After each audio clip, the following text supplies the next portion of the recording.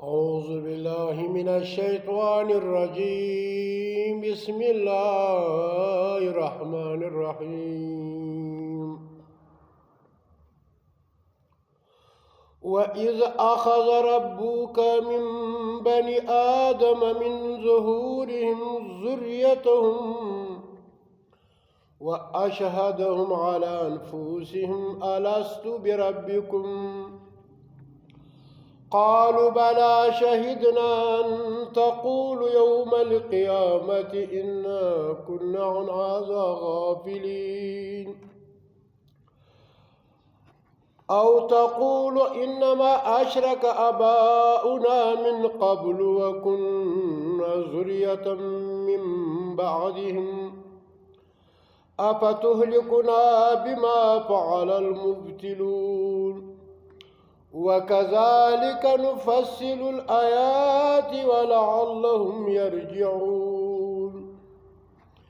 یہ سورہ الاعراف ہے، سورہ نمبر 7 ہے، پارہ نمبر 9 ہے، آیات 172 سے لے کر 174 تک تھا۔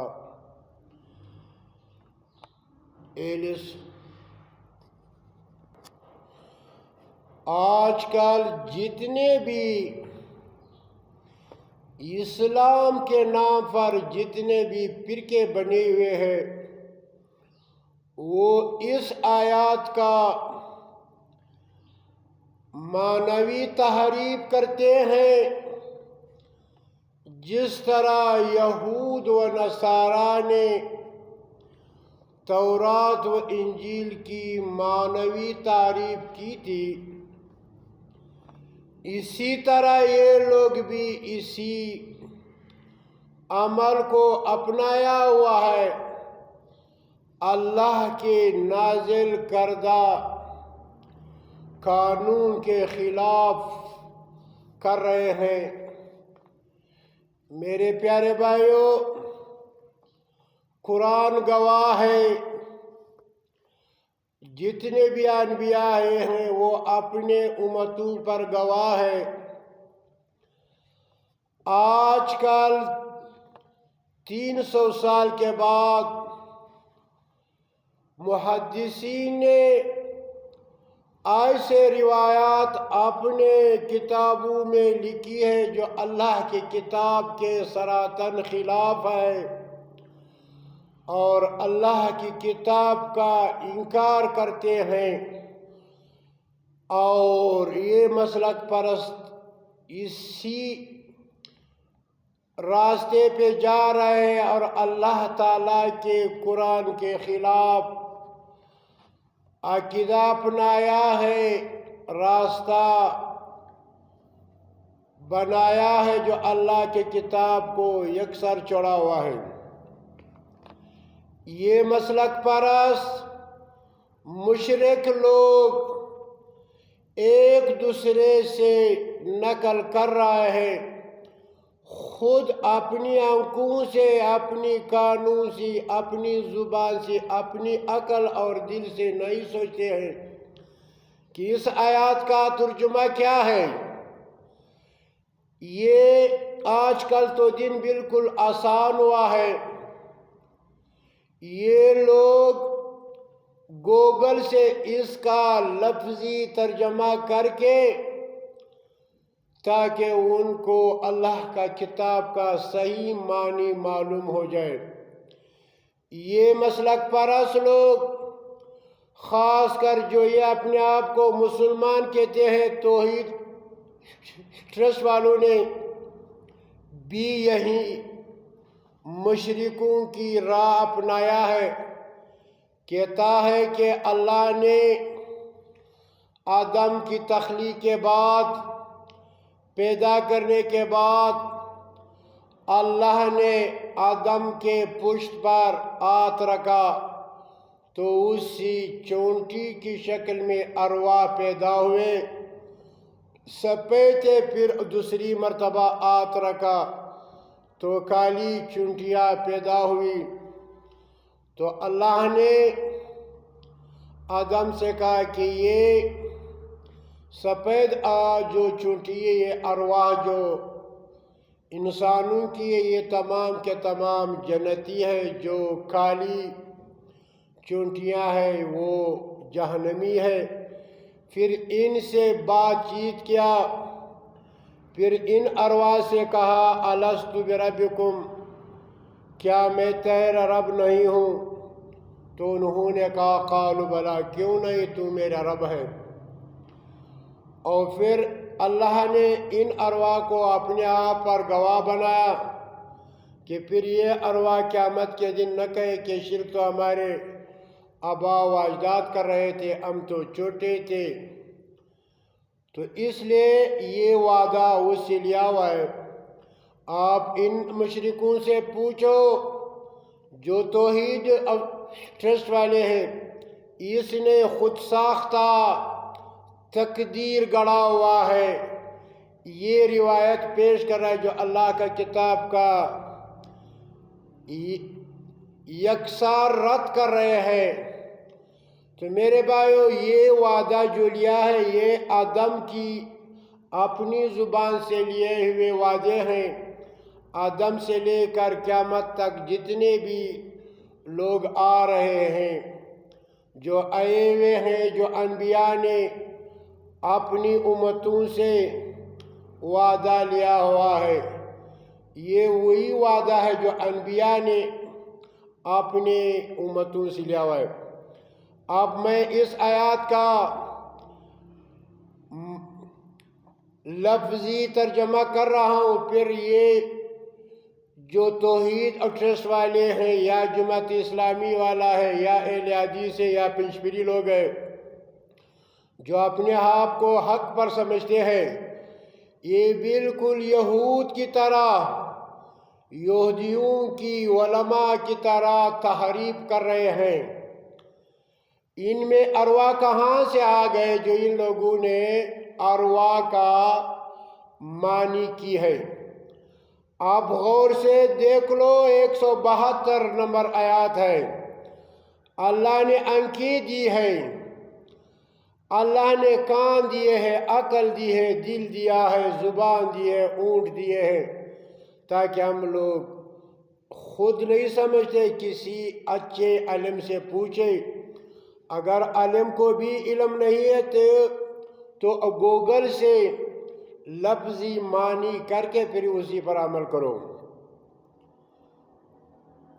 آیات کا معنی ہے وَإِذْ، اور جب، اخذ ربک، آپ کے رب نے،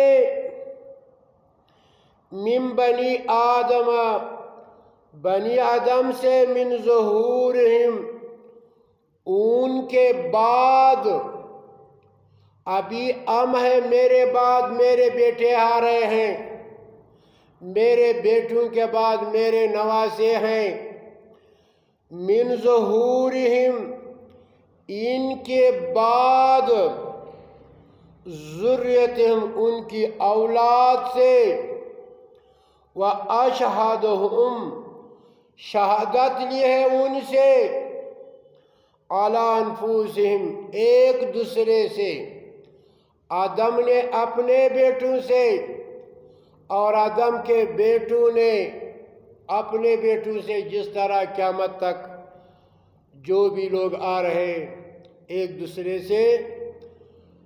پھر اگر آپ اس قرآن کو کچھ پیچھے دیکھ لیں، آیات نمبر 169 پڑھ لیں، تو اس آیات کا معنی اسی میں موجود ہے، اور 174 پڑھ لیں تو اس کا معنی خود بخود ہو جاتا ہے۔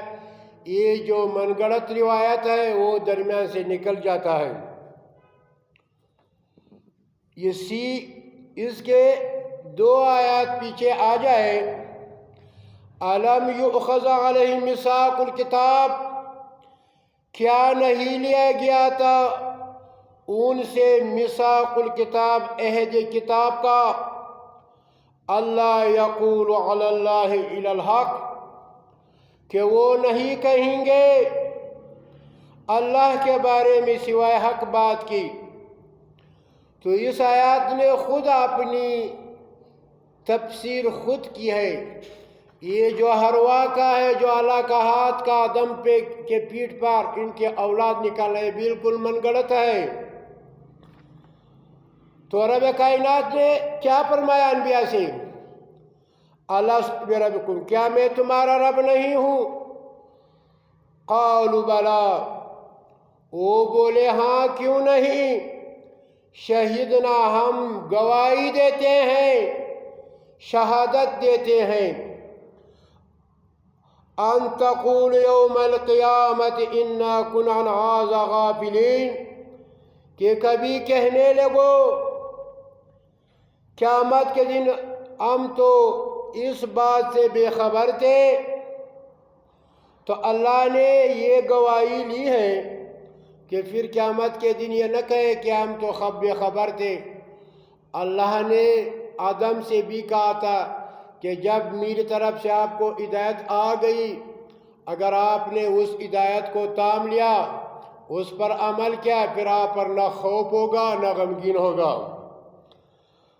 او تقول انما اشرک، یا یوں کہو شرک تو کیا تھا آباؤنا، ہمارے باپ دادو نے، من قبل، اس سے پہلے، وَكُنَّا ذُرِّيَّةً، ہم تھے ان کی اولاد، چھوٹے بچے تھے، من بعدہم، ان کے بعد، اَفَتُهْلِكُنَا، تو کیا تو اللہ کرتے ہیں ہمیں جہنم میں ڈالتے، ہم تو بے خبر تھے، بما فعل، اس کی وجہ سے، فعل، جو ان کے باپ دادو نے یہ عمل کیا ہوا تھا، المفتلون، جو گمراہ لوگ تھے۔ تو اسے بھی یہ بات صاف ظاہر ہوگی کہ چھوٹے بچوں کو والدین کی وجہ سے سزا نہیں دی جاتی ہے جب تک وہ بالغ نہ ہو جائے۔ یہ مشرکین، یہ کفار جو اللہ کا کتاب کا کھلا انکار کر رہا ہے، وَكَذَلِكَ نُفَصِّلُ الْآيَاتِ، اسی طرح ہم نے تفصیل سے بیان کرتے ہیں الآیات، آیاتیں، وَلَعَلَّهُمْ، شاید یہ لوگ یرجعون، جو ہماری کتاب کی طرف، ہماری اسلام کی طرف رجوع کر لیں۔ تو یہ صاف ظاہر ہو گیا کہ جب انسان بالغ ہو جاتا ہے تو ان کے درمیان اللہ نے انبیاء بھیجے ہیں، کتب بھیجے ہوئے ہیں، ان من گڑت روایات کی کوئی حقیقت نہیں۔ جس طرح سورہ آل عمران میں 81 نمبر آیات ہے، وَإِذْ أَخَذَ اللَّهُ، جب اللہ نے لیا، مِيثَاقَ النَّبِيِّينَ، وعدہ انبیاء سے، لَمَّا آتَيْتُكُمْ، کہ جو کچھ میں دوں تم کو، من کتاب، کتاب سے، وحکمتاً، حکمت سے، ثم جاءکم، پھر آئے تمہارے پاس، رسولاً، ایک رسول، مصدق لما، جو تصدیق کرے اس کتاب کی، لما معکم، جو تمہارے پاس ہے، لَتُؤْمِنُنَّ، تو تم ضرور اس پر ایمان لانا، وَلَتَنْصُرُنَّهُ، اور اس کی مدد کرنا ہے۔ قال، اللہ نے فرمایا، اَأَقْرَرْتُمْ، کیا تم نے اقرار کیا، وہی جو الست بربکم، کیا تم نے اقرار کیا ہے، وَأَخَذْتُمْ عَلَى ذَلِكُمْ، اور قبول کیا تم نے اس وعدے کو، اس بات کو، عَلَى ذَلِكَ، اس بات پر، اسری، وہ جو میرا عہد تھا۔ قالوا اقررنا، وہ بولے ہم نے اقرار کر دیا۔ قال، فرمایا،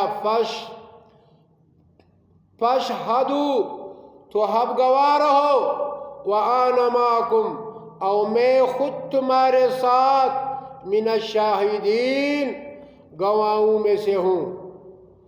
تو یہ بات صاف ظاہر ہو گیا کہ انبیاء نے اللہ سے وعدہ کیا ہے، اور انبیاء کے ساتھ ان کی امتوں نے وعدہ کیا تھا۔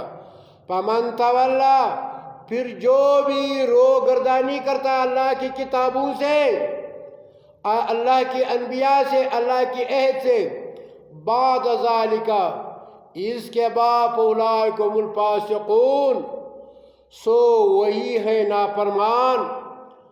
تو پھر کیا ہو گیا؟